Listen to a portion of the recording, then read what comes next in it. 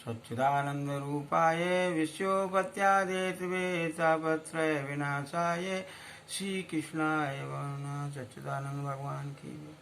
मैं और आप सब लोग उस पर ब्रह्म परमात्मा सच्चिदानंद स्वरूप तीनों तरह के तापों को नष्ट करने वाले भगवान श्री कृष्ण को प्रणाम करें और तत्पश्चात आप सबको मेरा कोटि कोटि सत सत प्रणाम है जो भगवत भक्त हैं, भगवत प्रेमी हैं। आइयो कल के क्रम में ही मैं चल रहा हूँ। नारद जी भक्ति को बता रहे थे, उसी क्रम में आज भी है। उन्होंने भक्ति से कहा कि सतयुग त्रेता द्वापर तक तुम बड़े आनंद में रही हो, बहुत ही आनंद किया है। साथियों, मैं ये जो आपके सामने ये वाक्य लेके आता हूँ, ये इसलिए आता हूँ कि आप ये समझ लें कि मैं इतर कुछ भी नहीं कह रहा हूँ। इसी सम्मत भागवत के जो है ही वाक्य हैं, छोटे छोटे वाक्य जो आपके बीच में हैं वो श्रीमद् भागवत के ही हैं। तो श्लोकों के हैं और 7 श्लोकों का यहाँ भावार्थ आपके सामने प्रस्तुत किया गया है। तो कृतादि द्वापर से अंतम महानंदे संस्था, बहुत आनंद से जो है सतयुग त्रेता द्वापर तक आप रही हो। लेकिन और आप ही नहीं रही हो, आपके दोनों पुत्रों और आपकी दासी मुक्ति भी रही है।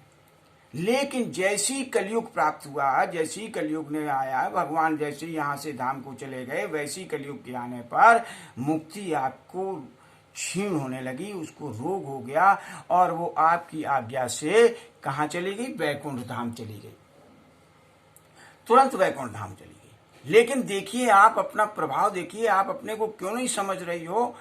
हैं? नारद जी कहते हैं कि भक्ति तुम समझो, वो मुक्ति आज भी आपके बुलाने पर, तुम्हारे स्मरण करने पर वैकुंठ से आती है। और फिर जब आप द्वारा कार्य किया कर लिया जाता है, किसी की मुक्ति हो जाती है, तो वो पुनः वैकुंठ धाम को चली जाती है। स्मृता त्वयापि, केवल स्मरण करने मात्र से चात्र मुक्ति आयाति याति चा, चली जाती है।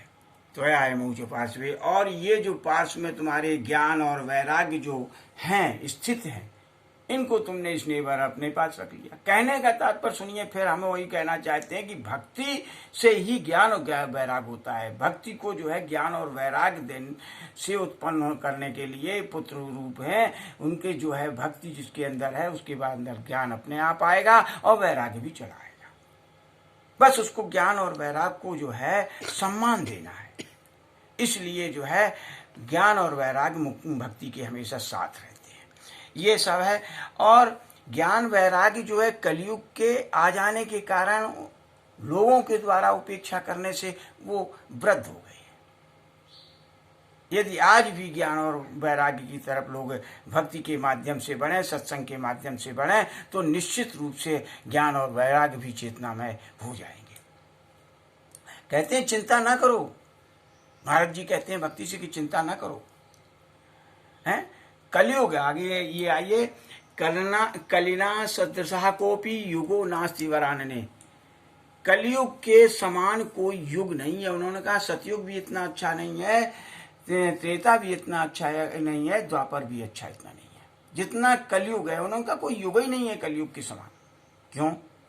हमने आप पीछे बताया था कि कम परिश्रम में केशव कीर्तन आते, केवल भगवान के कीर्तन आदि से, भजन आदि से जो है उनमें तन्मयता पूर्वक भजन करने से ही मुक्ति प्राप्त हो जाती है। कलयुग जो है सर्वोत्तम है और कलयुग जो है जगह जगह जो है स्थापित जरूर है, अपने दुष्ट प्रभाव को दिखाता जरूर है, लेकिन भक्ति यहाँ भी स्थित है। भक्ति के माध्यम से तन्मयता से जो भजन करता है तो सरलतम मुक्ति मिल जाती है। आइए, नारद जी कहते हैं कि अन्य धर्मान तिरस्कृत्य, हम अन्य धर्मों को दबाते हुए, अन्य धर्मों का त्याज्य करते हुए हम जो है चाहते हैं कि तुम्हें गेहे गेहे जने जने स्थापयामि। मैं यहाँ जो है मैं शब्द के साथ लगा, अहम शब्द के साथ लगा है, गेहे गेहे जने जने, घर घर में तुम्हारी स्थापना कर दी। ये है। और ये समझ लीजिए कि क्यों और ऐसा मैं न कर सका, मैं निश्चित प्रतिज्ञा लेता हूं कि मैं ऐसा कर दूंगा। यदि मैं ऐसा न कर सका तो तदाहम चाहम हरेर्दासो लोके त्वाम न प्रवर्तये।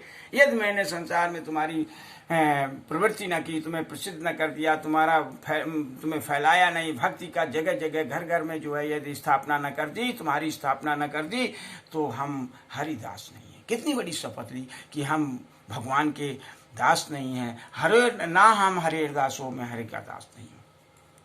अरे आप ये समझिए कि आपके कारण से, आपके प्रभाव से ही पापी लोग भी जो है वो हरि के धाम को जाते हैं। लिखा है पापनो अपि गमिष्यन्ति निर्भयम कृष्ण मंदिरम।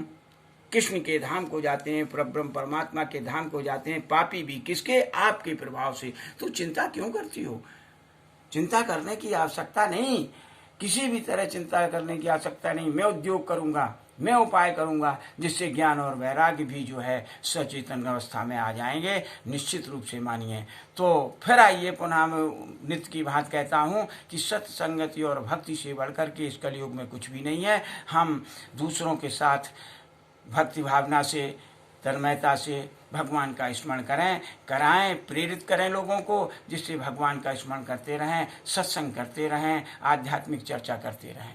आइए इसी के साथ मैं पुनः एक लौकिक और पारलौकिक, मुझे एक और वीडियो बनाना पड़ता है। हमारी इच्छाएं जो हैं उनको अनुसार स्वांता सुखाए, मतलब हमने पहले भी कहा हमें कोई लालसा नहीं है, किसी तरह की कोई भी नहीं, लेकिन स्वांता सुखाए कि हम जो कुछ अपना जो कुछ पढ़ रहे हैं, दे रहे हैं, उनको भी हम अपने साथियों के साथ शेयर करें, बांटें, साझा करें। तो इसके लिए हम कहते हैं कि देखिए प्रातः का लौकिक रीत में चलें तो हम आसन नियम के अनुसार चलें। तो एक बात बताता चलूँगा कि जैसे किसी को सुबह प्रातःकालीन बेला में उठता है तो सबसे पहले भगवत स्मरण करिए, तत्पश्चात तो आप जल का पान करिए। उसमें भी आप चाहे तो नमक, शहद और नींबू आप मिला सकते हैं, जिससे आपके स्वस्थ होंगे, आपका पाचन शक्ति बढ़ेगी और आपका पेट साफ होगा, जिससे शरीर स्वस्थ होगा। और ये शरीर है तो सब कुछ है, शरीर से सब कुछ साधन होते हैं,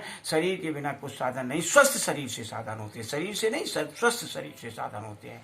तो स्वस्थ शरीर को स्वस्थ रखना अति आवश्यक है। उस पर भी एक दो वाक्य मैं बोलता चलूँगा, नित्य की बात। आज भी धन्यवाद और हरि शरणम हरि।